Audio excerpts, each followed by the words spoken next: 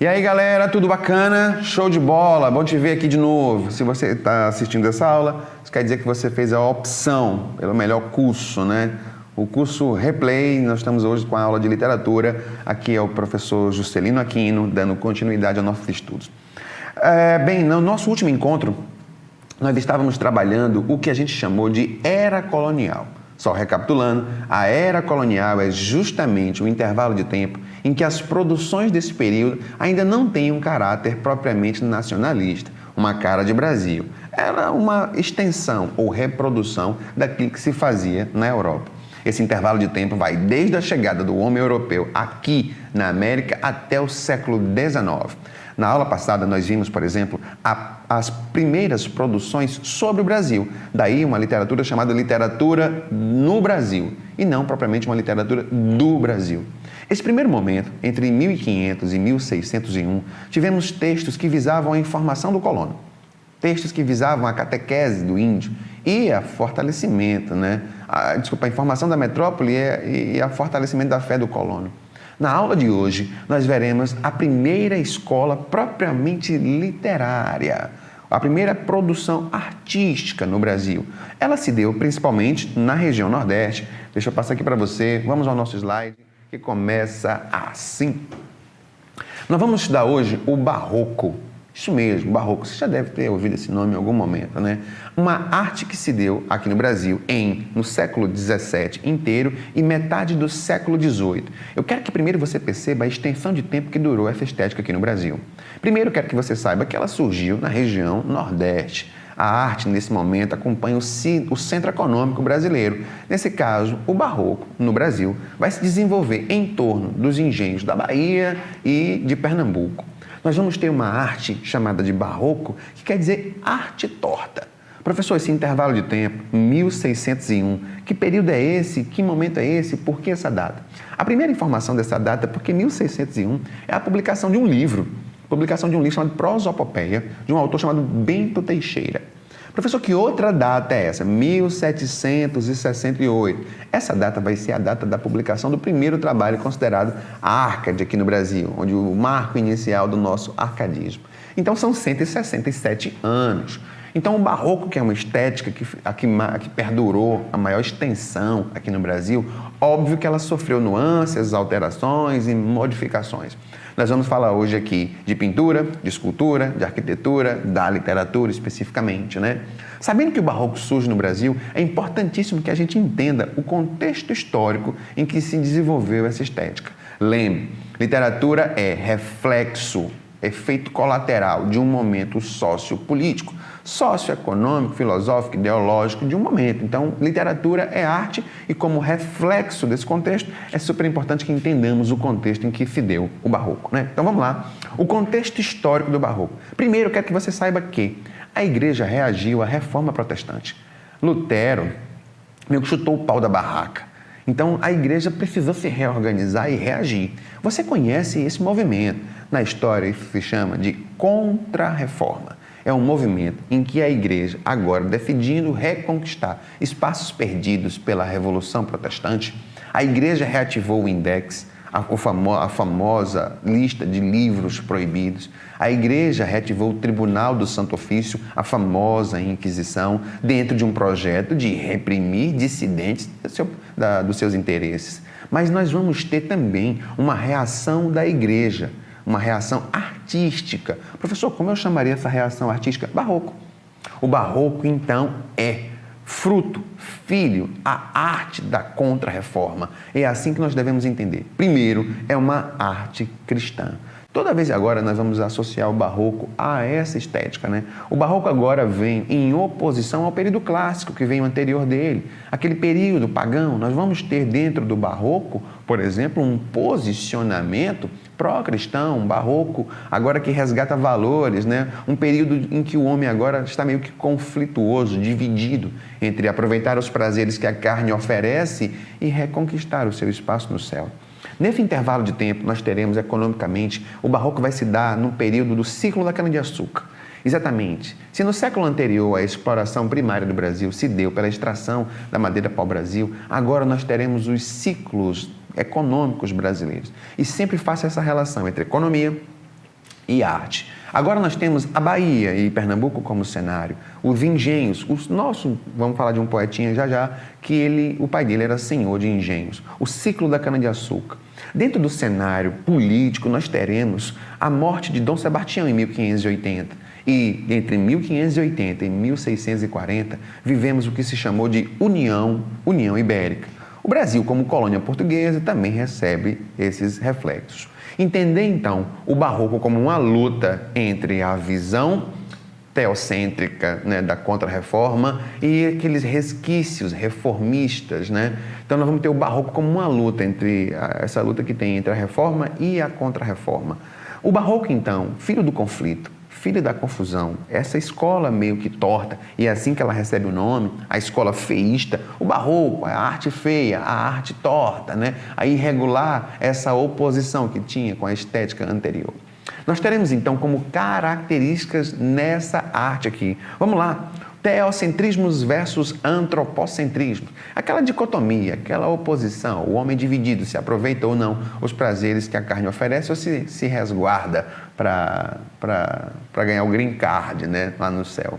O corpo versus alma, a luz versus sombra, né? Nós teremos no barroco dia versus noite. O barroco é a escola da oposição, das duas frentes, o bifrontismo, o torto, o irregular, o assimétrico, o sinuoso. Isso são características do barroco.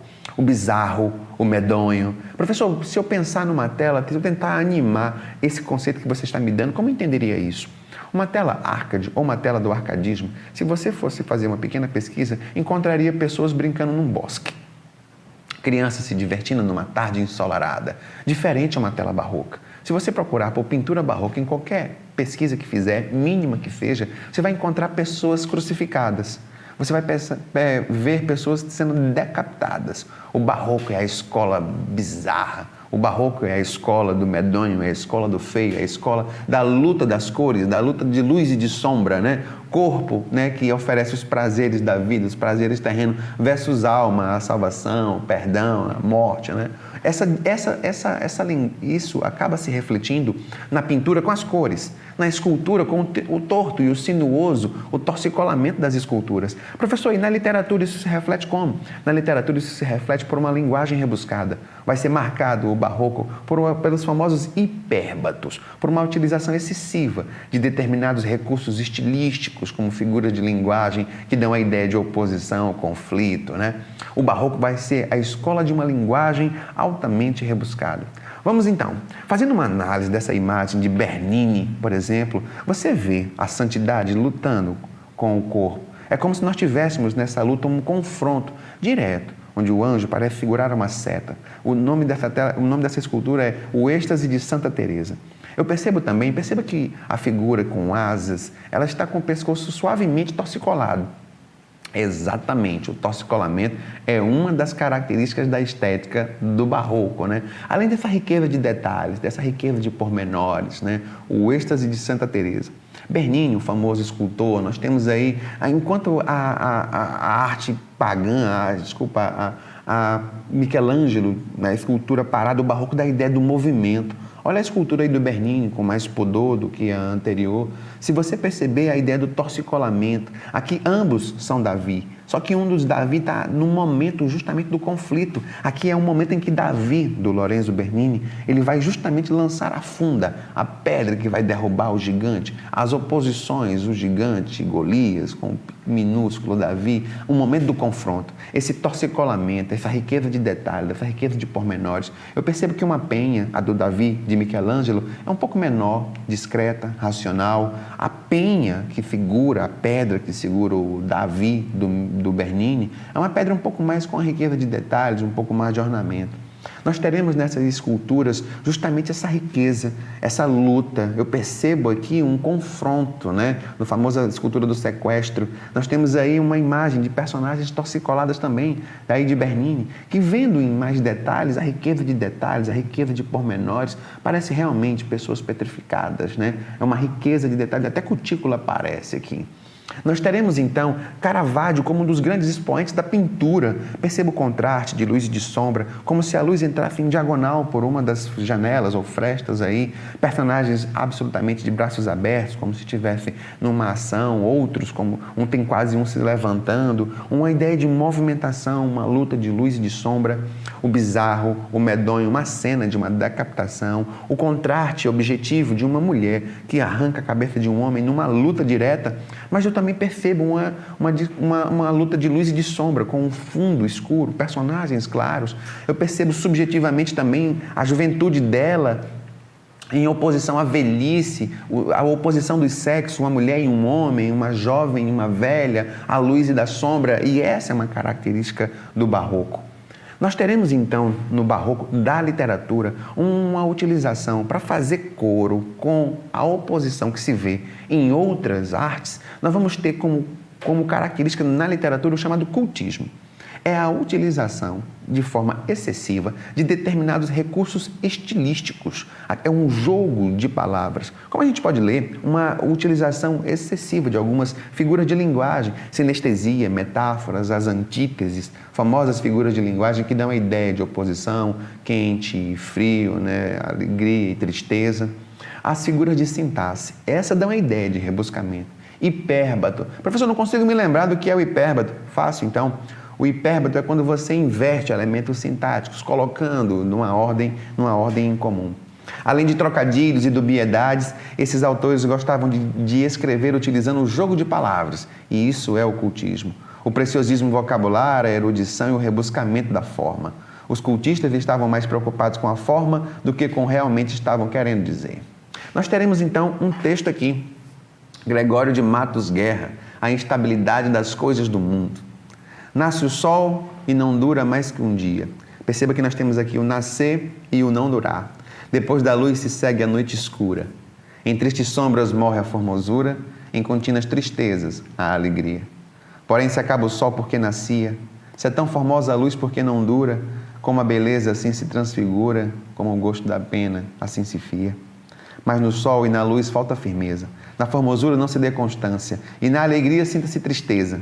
Começa o mundo, enfim, pela ignorância e tem qualquer dos bens por natureza, a firmeza somente na inconstância. Vamos lá, vem comigo, vamos fazer a análise desse texto. Nessa primeira estrofe, por exemplo, eu percebo uma luta.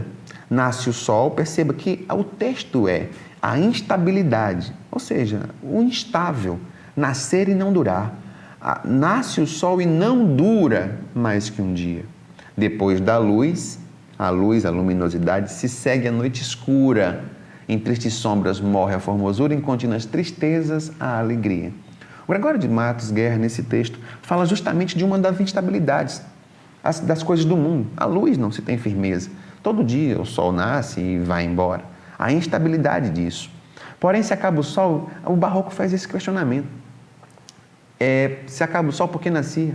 Se é tão formosa a luz, por que não dura? Como a beleza assim se modifica, se transfigura, como o gosto da pena assim se fia.